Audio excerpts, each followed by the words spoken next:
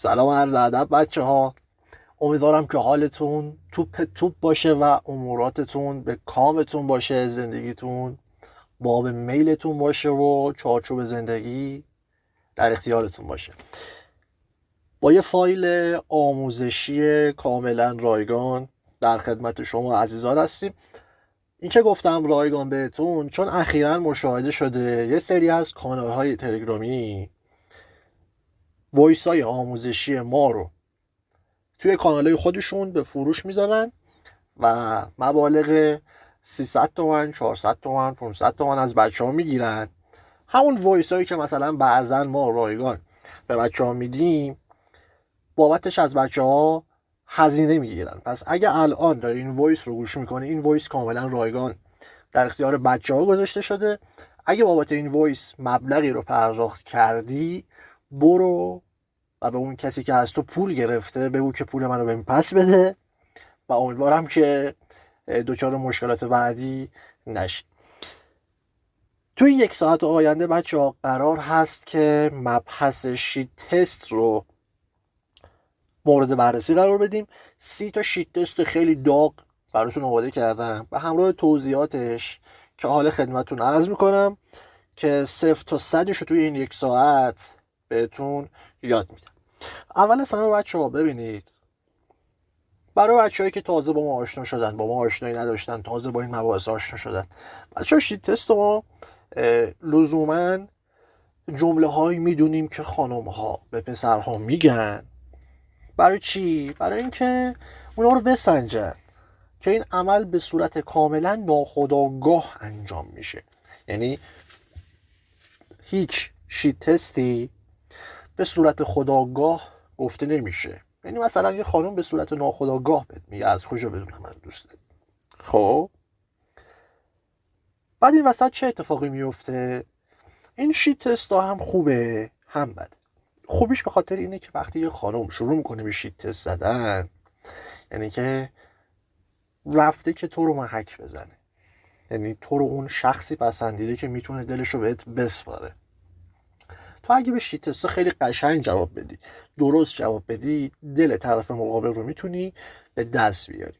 اما اگه از طرفی جواب درست رو بلد نباشی، از اون طرف پول میافتی، یعنی خراب میشه، یعنی گندش در میاد. یعنی که طرف مقابل نه تنها دیگه محل سگ به تو نمیذاره، بلکه دیگه روت حساب باز نمیکنه. حالا چند تا نکته بچه‌ها به صورت سلسله مراتب بهتون بگم که یادتون باشه، بعد بریم سراغ مبحث شیت تستامون که به ترتیب بهتون یاد میدم. اول از همه بچه‌ها جواب هیچ تستی رو با منطق جواب نمیدیم. یعنی چی؟ یعنی وقتی یه خانم بهت میگه خب چرا من باید بیام تو رو از نزدیک ببینم، چرا باید قرار بذاریم، تحت هیچ شرایطی و به هیچ وجه حق نداری که بهش بگی خب چون همه دختر و پسرها خب همدیگه رو اول میبینن بعد با هم میرن بیرون، چرا باید همدیگه رو از نزدیک ببینیم چون مثلا قانونش اینه همه همدیگه رو میبینن. حرف منطقی زدن بچه ها به شدت اشتباهه. خب توی شیت تست ها ما هدفمون اینه و قصدمون اینه که احساس خانم ها رو نشونه بگیریم و بهشون احساسی صحبت کنیم به جای منطقی صحبت کردن. چون منطق تحت هیچ شرایطی با هیچ خانمی جواب نمیده. یه خانم اگه تصمیم بگیره منطقی باهات صحبت کنه تو سر کوچه هم باهات نمیاد. خب یعنی یه خانم وقتی که تصمیم میگیره باهات منطقی باشه، تحت هیچ شرایطی دیگه قابل نفوذ نیست مگر اینکه خودش در رو باز بذاره. به خاطر همینه میگم احساس مخصوص خانم هاست، منطق برای آقایونه. پس زبان صحبت با خانم ها احساسه. حالا ببینید بچه ها، نکته بعدی که وجود داره اینه که معنای دقیقی برای شیت تست وجود نداره که حالا مثلا من بهتون بگم تو این چارچوب وجود داره، اما در آینده یعنی همین الان که میخوام بهتون این جمله ها رو بگم متوجه میشین که دقیقاً شیت تست چجوری ها هست.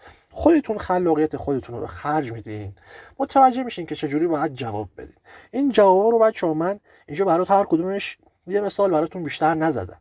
خب شاید این وایس رو الان 1000 نفر گوش کنن، اما هر 1000 نفر از این یه جمله نباید استفاده کنن. خب چون که جمله لوس میشه بچه‌ها، طرف مقابل زیاد شنیده، پس سعی کنید که خلاقیت خودتون رو دخیل کنید. خب چون در غیر این صورت فقط یه جمله بهت میگه که این روش قدیمی شده. چرا؟ چون این جمله رو از 10 نفر از 100 نفر دیگه هم شنیده. پس تحت هیچ شرایطی بچه‌ها این جمله ها رو عیناً کپی پیست نکنید لطفاً. یه خورده خلاقیت توش به خرج بدین، یه خورده بگین کلمه هاشو بالا پایین کنید، بعد تحویل طرف مقابل بدید. خب حالا بریم سراغ مبحث اصلی. اول از همه بچه‌ها جمله شماره 1، طرف مقابل برمیگرده تو رابطه‌ای باهاش، بهت میگه چند روزی با هم دیگه حرف نزنیم. این جمله از کجا میاد بچه‌ها؟ این جمله یعنی این که حرفات برام تکراری شده، برام تکراری شدی، حرفات، حرکاتت برام تکراری شده، باید عوض کنی، باید لاس زدن خودت رو تغییر بدی، باید یه خورده زبون بریزی، یه خورده تنوع بدی توی صحبت کردنت. خب چجوری بچه‌ها تنوع بدیم؟ سعی کنید که برید داخل گوگل و راجع به مباحث مختلف مطالعه داشته باشید، در حد این که فقط کلماتش رو یاد بگیرید. خب در حد این که مثلا با 4 تا کلمه جدید آشنا بشید. مطلب داخل گوگل، داخل اینستاگرام زیاد بخونید بچه‌ها که 4 تا کلمه جدید مثلا بیاد توی ذهنتون. خب تحویل طرف مقابل بدید. مثلا یه جمله بهتون بگم، جای این که به طرف مقابل بگی سلام عشقم، بهش بگو سلام دهلیز چپ. حالا دهلیز چپ دقیقا کجاست؟ دهلیز چپ یکی از قسمت‌های قلبه. خب ببین چه جوری چقدر خوشگل میشه تنوع داد توی صحبت. این تنوع رو بچه‌ها شما هم باید ایجاد کنید. خب چون هم فانه، هم طنزه و هم جدیده، به گوش طرف مقابل جدید میاد. پس هر موقع طرف مقابل بهت گفت که چند روزی با هم دیگه حرف نزنیم، یعنی لاس زدنت برام تکراری شد. شماره 2، بیا با هم دوست معمولی باشیم. بچه‌ها این بیا با هم دوست معمولی باشیم از کجا میاد؟ این که جذابیتت نسبت به اون چیزی که من توقع داشتم باشی یه نمه کمتره، یه نمه کمتره، زیاد کم نیست، یه نمه کمتره.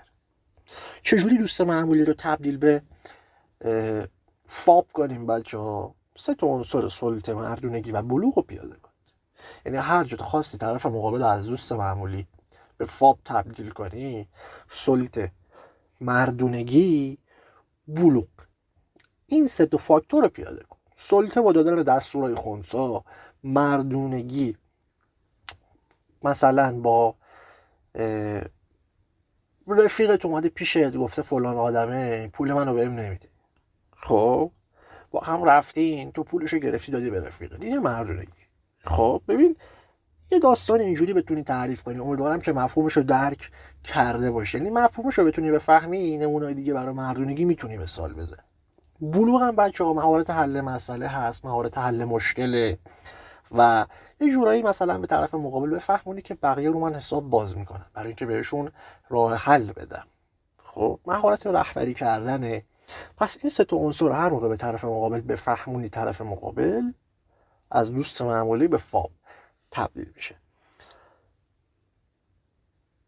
جمله شماره 3، جمله بعدی که بچه‌ها میخوام بهتون بگم اینه که طرف مقابل خیلی خوشگل برمیگرده بهت میگه من هنوز عاشقت نشدم.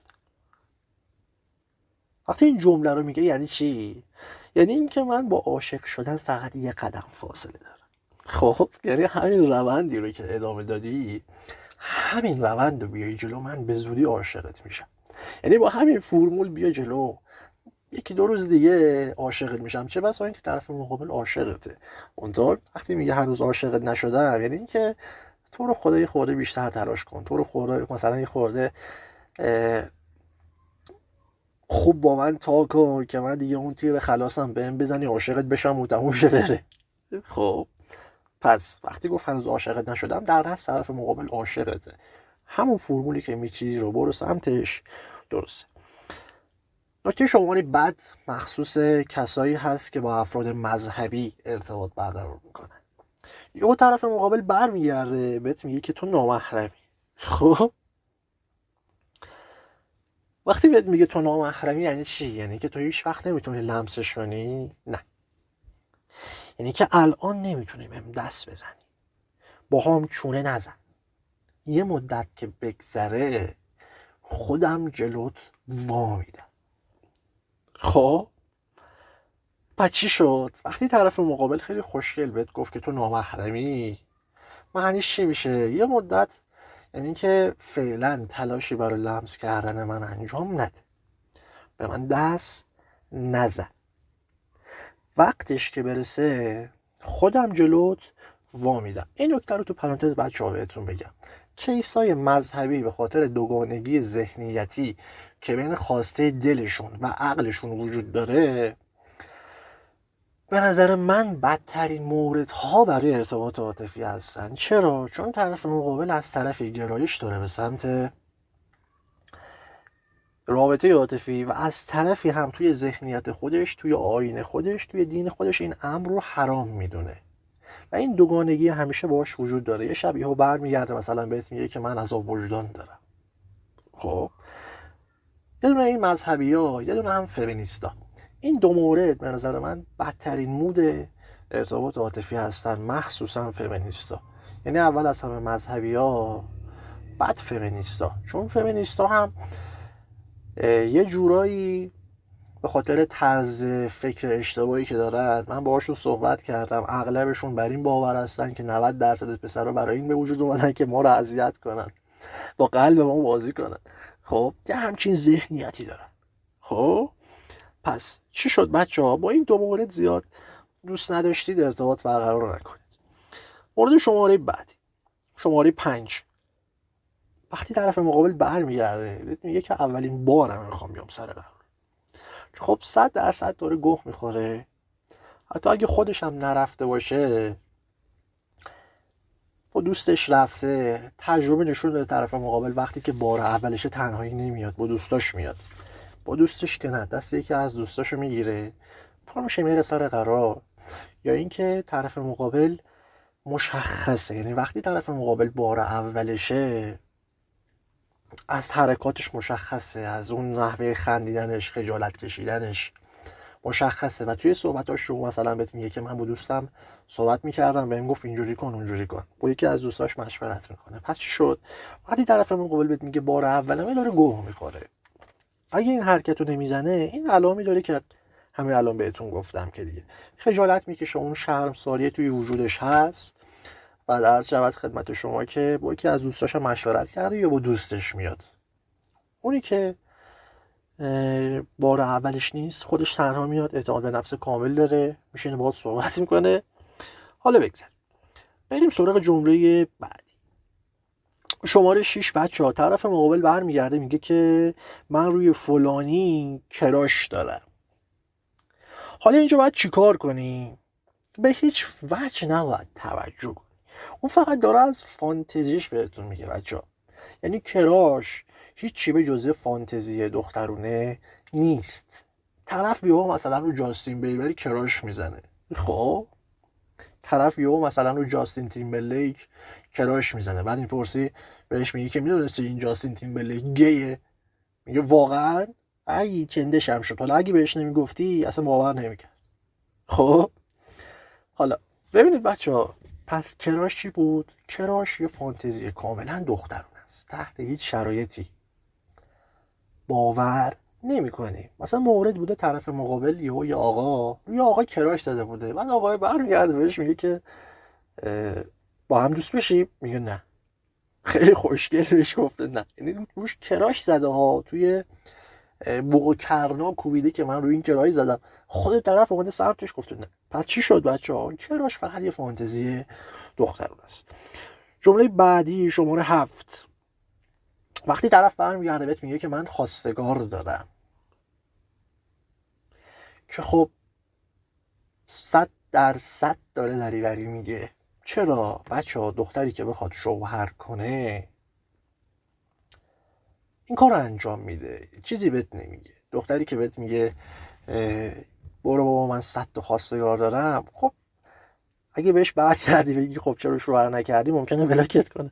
ولی خب ببینید بچه‌ها، وقتی طرف مقابل باهاش تو رابطه هستی بهت میگه که من خواستگار دارم، این یعنی چی حرفش؟ یعنی اینکه من دلم میخواد تو کیس ازدواجم باشی، دارم بهت فرصت میدم که بیای خواستگاریم، تو رو خدا بیا خواستگاری، اذیتم نکن. وقتی باهاش تو رابطه هستی، خب وقتی قبل از رابطه طرف مقابل بهت میگه من خواستگار دارم، یعنی اینکه داره به عنوان کیس ازدواج رو حساب باز میکنه.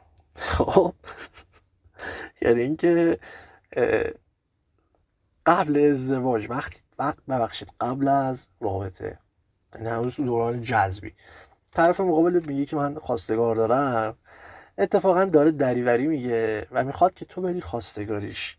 این یه مورد. و بچه‌ها اگه قصد ازدواج ندارید، توی همون مرحله قطعش کنید بره. اما اگه تو رابطه هستی، طرف مقابل عشقتونه، مثلا 4 سال باهاش در ارتباطید، بهت میگه من خواستگار دارم، اینه که تکلیف منو دیگه یه سره کن دیگه، بهم بگو ما هم چندی، خواهی چی کارم کنی. حالا بریم سراغ جمله بعد.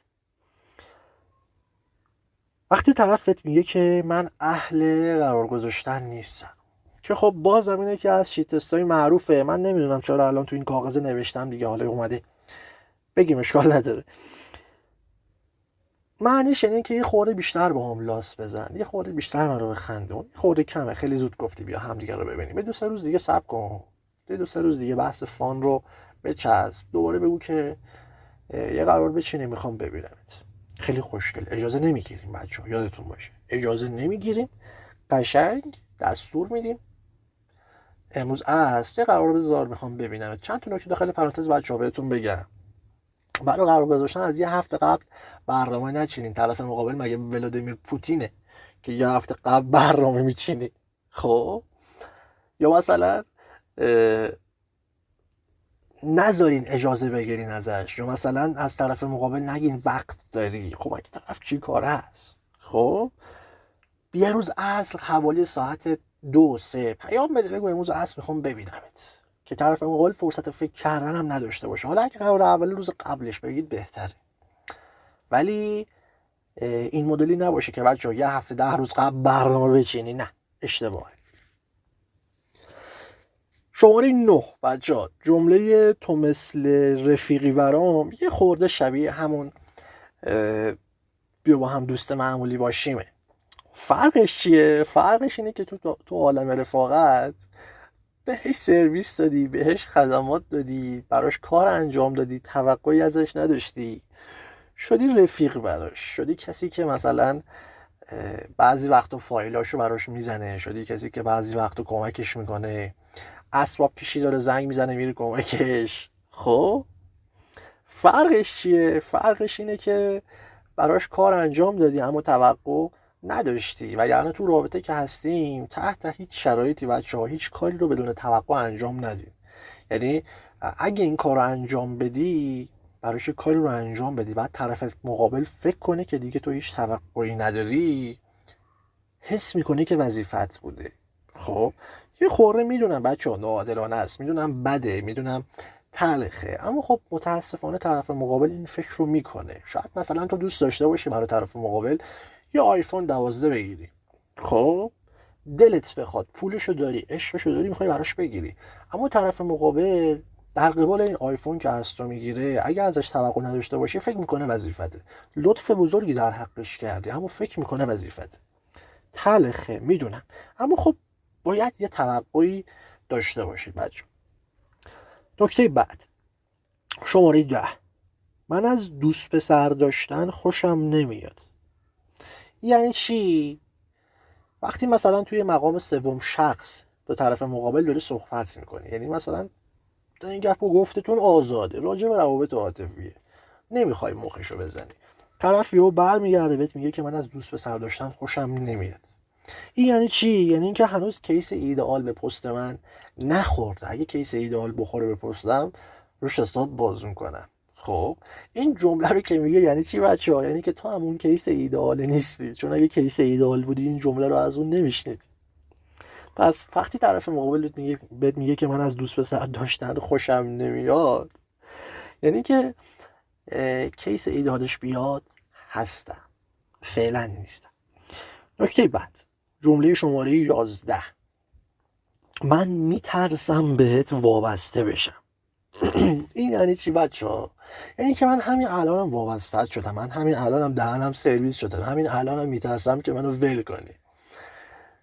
تو رو خدای خورده آرومتر، اذیت هم نکن، خیلی داری سری پیش میری، من دارم عاشقت میشم. پس هر موقع این جمله رو یه خانم بهت میگه، طرف مقابل 100% عاشقت شده و وابستت شده. چون اگه غیر از این بود، عمرن اگه این جمله رو ازش میشنیدی. جمله شماره 12: من نمیخوام وارد رابطه بشم، میخوام زندگیمو بکنم. وقتی این حرف رو طرف مقابل بهت میزنه، چی بهش میگی؟ چی جواب میدی بهش؟ میخوام زندگیمو بکنم، نمیخوام وارد رابطه بشم. یه جمله بهتون یاد میدم بچه‌ها، به طرف مقابل بگید که زندگی بدون رابطه مثل ساندویچ بدون سسه. خب شاید بشه خوردش و گشنگی تو رو رفع کنه، اما خب بیمزه است. همین جمله رو بچه‌ها به طرف مقابل بزنید تمومه، یعنی دیگه نمیدونه چی جواب بده. یعنی همون جمله هست که میخواد بشنوه ازت. شماره 13: طرف مقابل تو رابطه هستی باش، یا برمیگرده بهت میگه که دختر ایدئال از نظر تو کیه. یه اشتباهی که بچه‌هایی با میکنن اینه که وقتی این جمله رو از طرف مقابل میشنون، شروع میکنن به گفتن از فانتزیاش، درس بخونه، قرمه سبزی بلد باشه بپزه، هیکلش چارشونه باشه، باستنش درشت باشه، قشنگ صحبت کنه. خلاصه همه فانتزیاشونو کلن رو میکنن، که این بزرگترین اشتباهی هست که بچه‌ها مرتکب میشن. توی این حالت چی باید به طرف مقابل بگی؟ طرف مقابل میخواد صفات خودشو از تو بشنوه. یعنی چی؟ یعنی وقتی یه خانم بهت میگه که دختر ایدئال از نظر تو کیه، یعنی شروع کن به صفات من رو بهم بگو. بهش بگو که من دختر ایدئال از نظر من دختریه که قدش مثلا 160 تاست، رشته‌ش هم حسابداریه، همیشه هم مانتو قرمز میپوشه، خونه‌شون هم مثلا حوالی مالی آباده. خب این جمله رو وقتی به طرف مقابل بگی، طرف مقابل ضعف میکنه، یعنی دیگه نمیدونه چی جواب بده بهت. خب خیلی خوشحال میشه، از طرفی هم زبونش کلا بسته میشه. شماره 14: وقتی که طرف مقابل برمیگرده بهت میگه که فکر کردم پسر خوبی باشی. وقتی یه خانم بهت میگه که فکر کردم پسر خوبی باشی، چی بهش میگی؟ یه جمله بهتون یاد میدم، همین جمله رو به طرف مقابل بگین، تمومه دیگه. چی بهش میگی؟ فقط یه کلمه بهش بگو که اصلا به من میخوره پسر خوبی باشم، اصلا به قیافه من میخوره. خب این وسط بچه‌ها چه اشتباهی میکنن؟ وقتی یه نفر بهشون میگه که فکر کردم پسر خوبی باشی، شروع میکنن به منمن کردن. حالا من به خوبی، من نمره اول دانشگاه شدم، من آزارم به کسی نمیرسه، من بچه سوسولم، من پاستوریزم، به من میخوره. خب نه، شما مهر تایید بزن به حرفش، بگو که اصلا به قیافه من میخوره من پسر خوبی باشم. خب بعد این وسط طرف مقابل نمیدونه چی بگه، چون نشنیده این جمله رو، از هیچکی نشنیده. خب یه نکته بچه‌ها تو پرانتز بهتون بگم، شیت تستای خانوما تکراریه. یعنی چی؟ یعنی یه خانم وقتی مثلا بهت میگه که فکر کردم پسر خوبی باشی، مطمئن باش این جمله رو به 10 تا پسر دیگه هم گفته. شیت تستای خانوما اغلب تکراریه، مگر اینکه یه دوست جدید پیدا کنن بهشون یاد بده. خب پس میخواد یه جمله خوب از تو بشنوه، میخواد یه جمله از تو بشنوه که فرق کنه، نمیخواد اون حرفی رو از تو بشنوه که از همه شنیده. مثل اینکه مثلا یه خانم بود، هر کی بهش پیام میداد، وقتی چند تا پیام میدادن بچه‌ها، پیام مثلا 10 مینوشت که این قیافه خودته، یا قیافه خودتو تو آینه دیدی، مستقیم حمله میکرد به چهره بچه‌ها. هر کی بهش پیام میداد بعد از 10 دقیقه همین حرف رو میزد، چون این شیت تست معمولش بود. حالا بگذار بریم سراغ جمله شماره 15. وقتی که طرف مقابل برمیگرده میگه که چجوری میتونم بهت اعتماد کنم. این یعنی چی بچه ها؟ این یعنی اینکه چالش ها تقریبا تمام شده.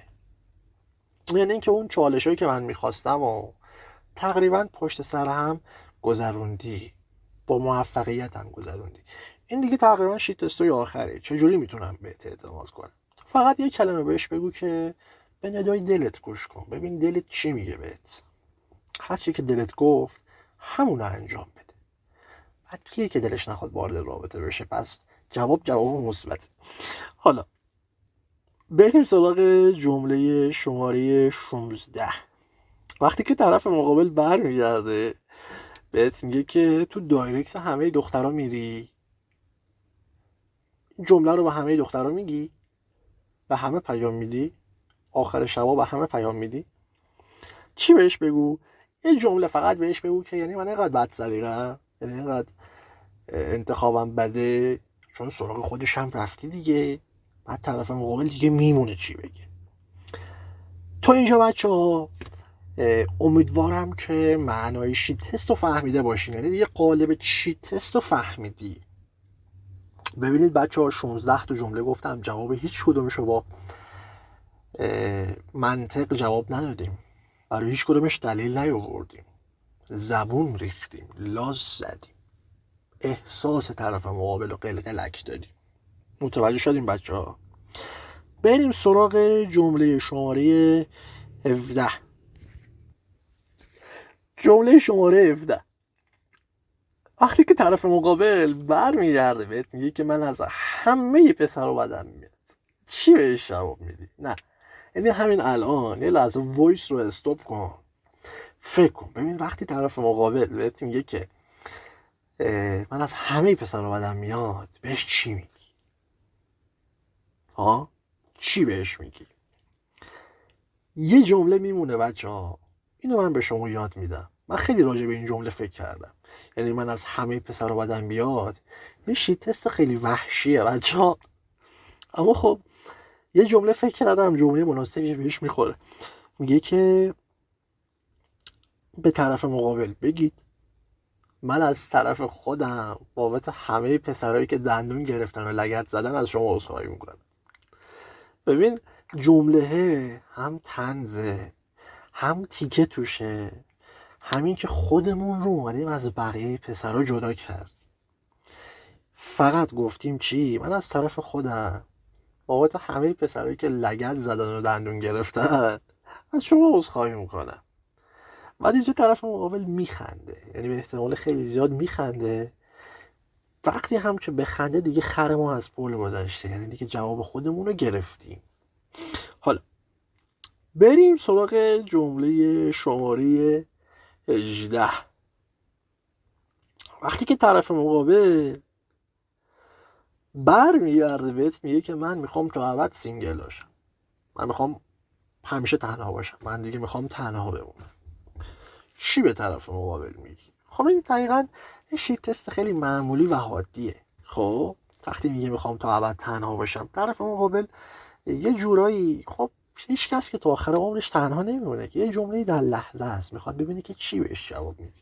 تو بهش چی میگی؟ بگو که تو از چشات سر و صدا و شلوغی و شر میباره، الکی نگو، بخند، پشتش یه ایموجی خنده هم بذار. فقط بگو تو از چشات سر و صدا و شلوغی و شر میباره، یه ایموجی خنده هم بذار پشتش، فقط بخند. خب اگه عکس خودش هم پروفایلش نبود، نه حتی اگه عکس خودش هم ندیده بودی، بازم بهش بگو، چون فان داستان بیشتر میشه. حالا اگه عکسش باشه بهتره، نبودم باز فانش بیشتر میشه. جمله بعدی، وقتی که طرف مقابلت میگه که من تنهایی حالم بهتره، چی بهش جواب میدی؟ وقتی طرف مقابل برمیگرده بهت میگه که من تنهایی حالم بهتره، بهش چی میگی؟ یه جمله بچه‌ها بهتون یاد میدم بهش بگید. بهش بگو که بذار این خوره تخمه بگیرم بیام، بشینیم با هم از تنهاییمون لذت ببریم. به همین راحتی بچه ها. بذار یه خورده تخمه بگیرم بیام بشینیم هم از تنهاییمون لذت ببریم. این از اون شیت تستایی هست که پسرها رو میندازه توی چاله، یعنی دیگه نمیدونن چی جواب بدن. خیلی مثلا میشه گفت که خانومه دختره خیلی میخواد باهوش باشه که این شیت تست رو استفاده کنه، ولی وقتی که اینو گفت همین جمله‌ای که بهت یاد دادم و بهش بگی تمومه. جمله شماره 20: به همه دخترها همین حرف رو میزنی؟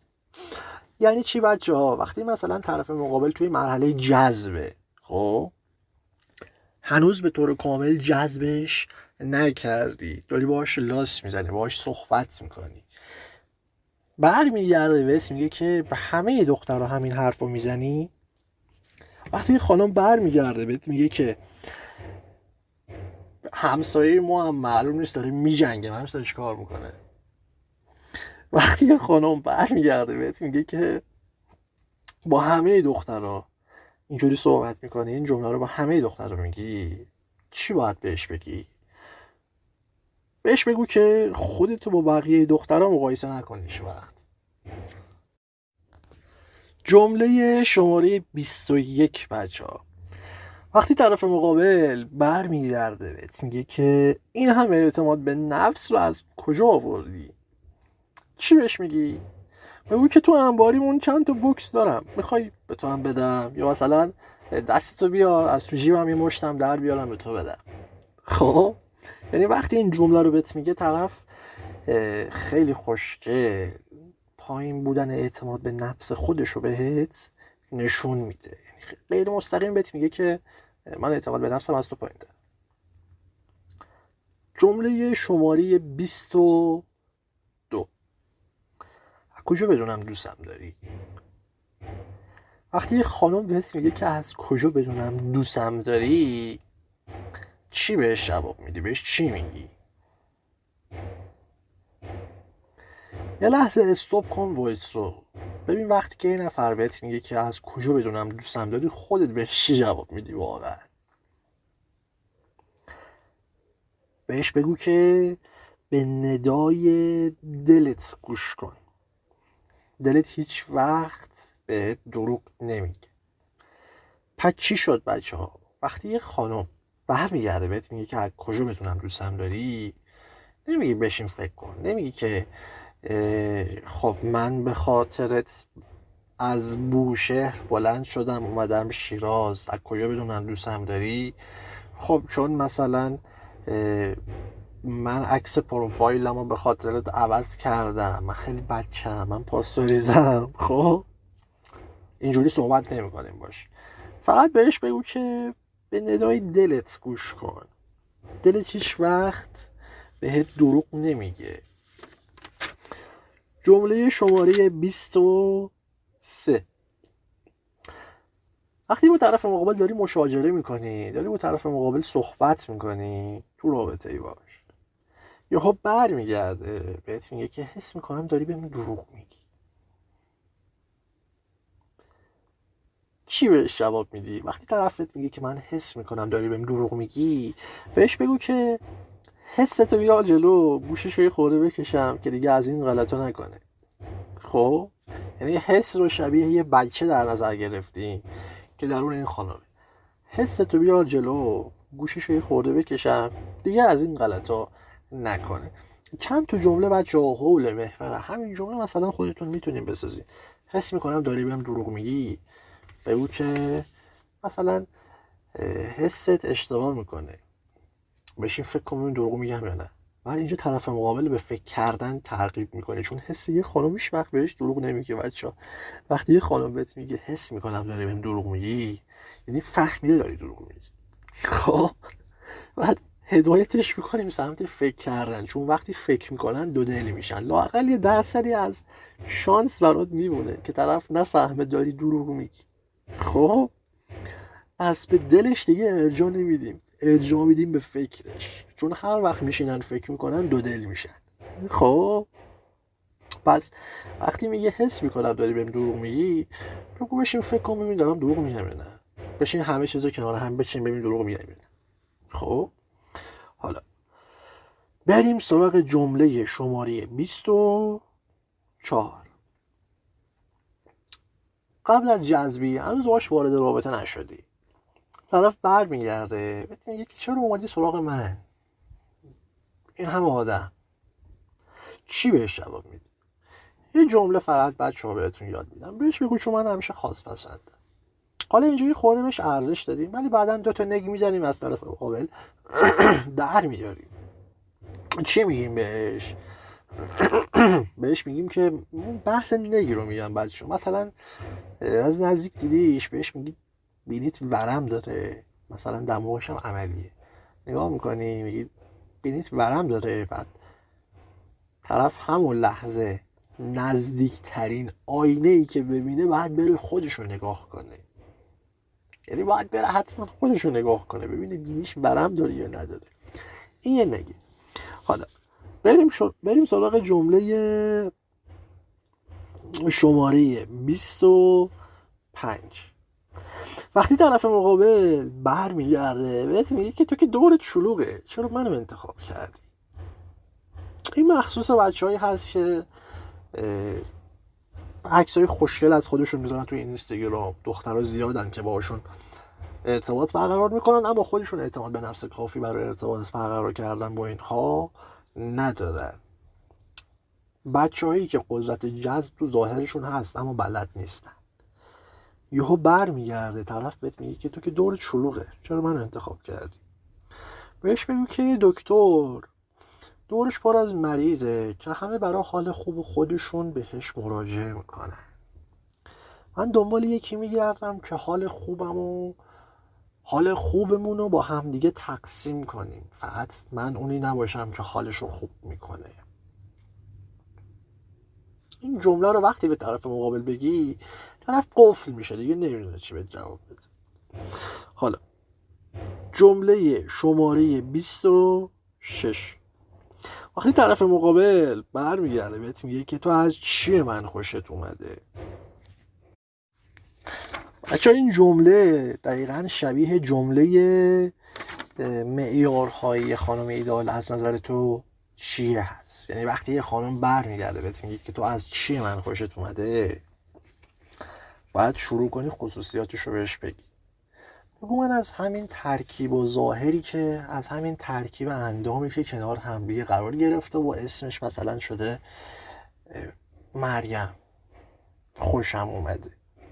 یعنی من این ترکیب و ظاهری کنار هم که قرار گرفته باعث شده که من خوشم بیاد. اگه غیر از این بود دیگه من خوشم نمیومد. مثلا طرف چال لپ داره بهت میگه که تو از چال لپ هم خوشت اومده، تو از چشم رنگی من خوشت اومده، تو از این خوشت اومده که من میرم باشگاه هیکلم خوبه بدنم خوبه. چه باید بگی نه، من از همین ترکیب و چارچوبی که باعث به وجود اومدن تو شده خوشم اومده. جمله شماره 27. وقتی که طرف مقابل قبل از جذبیم یه خورده گند میزنی باهاش بد صحبت میکنی، برمیگرده بهت میگه که یه بار دیگه پیام بدی بلاکت میکنم.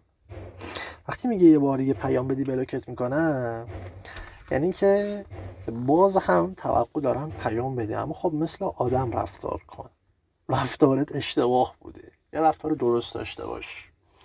که خب باید چی بهش بگی؟ بهش بگو که بلاکم کنی باز فکرت پیش منه، با فکرت میخوای چی کار کنی. خب بعد طرف مقابل خودش رو یه قدم میکشه عقب، یه نمیدونه چی جواب بده. جمله شماره 28. وقتی که طرف مقابل برمیگرده بهت میگه که داری گولم میزنی.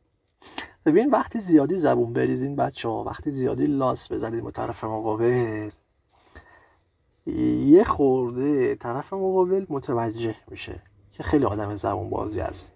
حالا این وسط برای اینکه اون نوسانه برقرار بشه، اون وسط بالانس بشه، باید چی کار کنین؟ لابلای بحثای لاس زدن خودتون، لابلای دریوری گفتن ها، چرت و پرت گفتن ها، خندیدن ها، لاس زدن ها، یه خورده بحث جدی بکنین.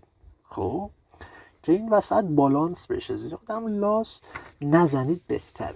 خب بعد وقتی طرف مقابل برمیگرده میگه که داری گولم میزنی، فقط بهش بگو که مگه بچه‌ای که بخوام گولت بزنم، خرس گنده. خب حالا اون خرس گنده رو بستگی داره به این که طرف مقابل چقدر باهاش صمیمی هست. ولی اون مگه بچه‌ای که بخوام گولت بزنم و حتما به طرف مقابل بگید. جمله شماره 29. وقتی که طرف مقابل برمیگرده بهت میگه که برای چی باید ببینیم همو. ببینید بچه ها، فرق این جمله با جمله من اهل قرار گذاشتن نیستم اینه که وقتی طرف بهت میگه که من اهل قرار گذاشتن نیستم، یعنی کم با هم لاس زدی، یعنی 2-3 روز دیگه باید لاس بزنی. اما وقتی طرف بهت میگه که برای چی باید ببینیم همو، یعنی اینکه یه دلیل برام بیار، تیر آخر رو بزن که من راضی بشم ببینیم همو. یعنی تقریبا دیگه کار از کار گذشته، اما خب تیر آخر رو بزن که ببینیم همو. حالا این وسط شما باید چی جواب بدی؟ به طرف مقابل بگو که شاید خدا خواست فامیل شدیم. خب با شوخی باید بهش جواب بدی، به هیچ وجه دلیل منطقی برای طرف مقابل نیار. مثلا نگو که چون همه دختر و پسرها وقتی با هم وارد رابطه میشن همدیگه رو میبینن، دیگه به هر حال برای ازدواج کردن چند بار باید همدیگه رو ببینیم، دیگه به هر حال همه میدونن همو باید ببینیم. نه، اینجوری صحبت کردن بچه طرف مقابل رو فقط دل سرد میکنه. جمله شماره 30. من باید فکر کنم ببینم باهات وارد رابطه بشم یا نشم. وقتی طرف بهت میگه که من باید بشینم فکر کنم بهت جواب بدم، باید چی کار کنیم بچه ها؟ آیا باید بذاریم فکر کنه؟ باید بهش اجازه بدیم که بشینه فکر کنه بهمون جواب آره بده یا نه؟ طرف مثلا یهو برگرده بگه من باید بشینم فکر کنم از اسب جواب بدم، من باید فکر کنم ببینم که دلمو بهت بدم یا نه. خب بزرگترین اشتباه ممکنه که وجود داره اینه که مثل تو این فیلم ها فاز برداری بهش بگی که خب تو کی، بهت بگه تا فردا عصر، بعد تو هم تو این امروز تا فردا عصرت دل کنی همش، بدوی این ور بدوی اون ور، سیگار بکشی، تو حال خودت باشی، حالت گرفته باشه که حال طرف مقابل بهت بگی آره یا نه، مثل تو این فیلم ها. اما با این بزرگترین اشتباهی هست که بچه‌ها مرتکب میشن. وقتی طرف بهت میگه که من باید بشینم فکر کنم، حالا این فکر کردن بچه‌ها دو مدل. طرف برمیگرده میگه که برای ادامه رابطه باید بشینم فکر کنم، که طرف مقابل نسبتا دیگه دل سرد شده میخواد بره. یه جا هم هست هنوز باش وارد رابطه نشدی، طرف متوجه شده داری مخشو میزنی، برمیگرده من باید بشینم فکر کنم. بعد چی بهش جواب بدی؟ یه جمله فقط بهش بگو که فکر کردن همه چیزو خراب میکنه، فکر همیشه به بنبست میخوره، به ندای دلت گوش کن. هیچکی با فکر کردن عاشق نمیشه، هیچکی با فکر کردن یه رابطه عاطفی رو نمیتونه تشکیل بدی. به همین راحتی، چون طرف مقابل رو بچه‌ها به هیچ وجه نباید به فکر کردن فرو ببریم. یعنی هر وقت طرف رفت تو فکر، هر وقت طرف به فکر فرو رفت، گندش در میاد. یعنی از الان بچه‌ها تا همیشه تحت هیچ شرایطی طرف مقابل رو به فکر فرو نبرین. شما اونی باشین که تصمیم رابطه رو میگیره، شما اونی باشین که انتخاب میکنه کی چی کار کنه، شما اونی باشین که حرف آخر رو میزنه. چون هر وقت طرف مقابل به فکر فرو رفت تصمیم اشتباه رو میگیره. یه خانم برای اینکه فکر خودش رو به فکر خودش ایمان داشته باشه نیاز به تایید داره، اغلب نیاز به تایید دوستاشون دارن. یعنی که همشون بلا استثنا همشون به یه تایید نیاز دارن، ببینن فکرشون درست بوده یا غلط. همشون هم بیرن با دوستاشون مشورت میکنن. خب دوستاشون هم هر کدومش نظری میگه دیگه، چون مثلا دوستاشون مختلفن، یکیش بتیقه، یکیش اهل خوشگذرونیه، یکیشون خرخونه، یکی دیگهشون سوسول همه گولش میزنن. خب حالا خدا میدونه بره سراغ کدومش راهنمایی کنه، ولی تحت هیچ شرایطی طرف مقابل رو به فکر فرو نمیبری که اگه طرف مقابل رفت تو فکر، گند رابطه در میاد. 30 تا جمله‌مون بچه ها تکمیل شد. 30 تا جمله خوب بود که سعی کردم براتون تشریحش کنم. یه چند تا نکته رو بچه ها بازگو کنم. مجددا بهتون بگم که تحت هیچ شرایطی با طرف مقابل منطقی صحبت نکنید. بزرگترین اشتباهی که پسرها مرتکب میشن اینه که فکر میکنن منطق با خانم ها جواب میده. این از این. شماره 2، یه خانم منطقی مثل یه سنگ میمونه. ارتباط عاطفی برقرار کردن باش مثل ارتباط عاطفی با یه سنگ. تو با یه سنگ میتونی دل ببندی؟ نه. خانم‌های منطقی هم همینن، چون توی ذاتشون نیست، چون توی روحیه‌شون نیست. به هر حال هستن، همیشه استثناءات وجود داره که طرف منطقی از آب در بیاد. طرف کلا از اول عمرش خرخون بوده، چیزی به اسم احساس نداره، فقط منطقه. ولی این خانم‌های منطقی هم چیزی از رابطه عاطفی بچه‌ها نمیدونن، چیزی از دلبری کردن نمیدونن، چیزی از زن بودن نمیدونن. به خاطر همینه که ارتباط برقرار کردن باشون تا حدودی سخت، مشکله، به دلتون نمیچسبه. این از این. نکته بعدی که وجود داره بچه ها، باز هم بهتون میگم، این جمله هایی که بهتون یاد دادم کپی پیست نکنید بهتره. خب چون از الان که من این فایل رو من گذاشتم داخل کانال، شما داری گوش میکنی، نفر اولی نیستی، نفر آخری هم نیستی، همه دارن گوش میکنن. خب وقتی همه گوش کنن، ناخودآگاه این جمله ها توی جامعه پخش میشه، دست به دست میشه، خانم‌ها میشنون و این جمله رو که بهش میگی اگه قبلا شنیده باشه، بهت میگه روش مخ زدنت قدیمیه، بهت میگه دارم حس میکنم داری مخمو میزنی، بهت میگه که من با یه پسر دختر باز وارد رابطه نمیشم. خب پس چی شد بچه ها؟ یه خورده بگین اگه جمله ها رو تغییر بدین که طرف مقابلم نشنیده باشه. 30 تا جمله‌مون حدود 10 دقیقه زودتر از اون چیزی که فکر میکردم تموم شد. امیدوارم که خوشتون اومده باشه بچه ها. این 30 تا جمله تازه 30 تا جمله برای شروع کارمون بود، باز هم براتون میذارم. و اینکه این فایل از پیج مرد آلفا .ir انتشار پیدا کرده و امیدوارم که به دردتون بخوره، استفاده کنید و حالشو ببرید. موفق و مؤید باشید. امیدوارم که حالتون همیشه توپ باشه و پستای پیج رو دنبال کنید بچه ها. به نتایج خیلی خوبی میرسید و همین کانالی که الان توش عضو هستین هم لفت ندید. باز هم فایل های دیگه ای رو در اختیار شما قرار میدم. موفق باشید.